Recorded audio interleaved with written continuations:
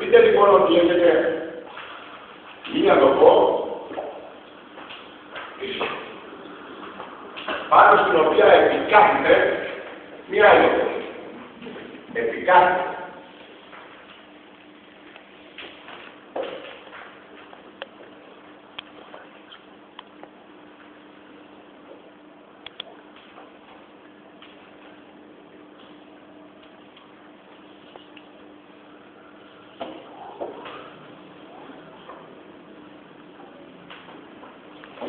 Και αυτή φυσικά δεν θα υπάρχει ένα συγκεκριμένο. Δηλαδή, αν πάρω σε μια κάρτα εδώ αυτό το πράγμα, αυτή είναι η κύρια λογός, να η κύρια ισορροπία εδώ, σε μια εσκάρα αυτό το πράγμα, και να είναι δευτερεύουσες. Αυτή είναι η δευτερεύουσα.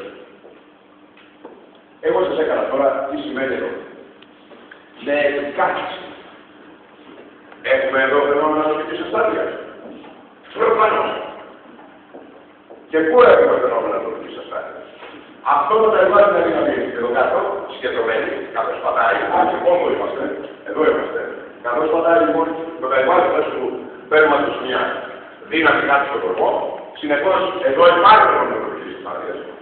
Άρα και λόγω της πλάκης και απαιτέρω λόγω της αρτέρας υπάρχει. Φαινόμενα τοπικής αστάθειας και στην δευτερεύουσα. Και στην κύρια και στην δευτερεύουσα λοιπόν.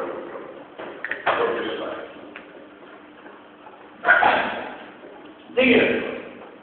Για να δούμε πόσο είναι το εύρος μέσω του οποίου, πόσο είναι το μήκος μέσω του οποίου μεταβάλλεται αυτό το τοπίο. Όταν είναι συγκεντρωμένα τοπία, θυμηθείτε κάτι το οποίο είχατε πει στη μηχανική του φόρτου, αυτή αρχή.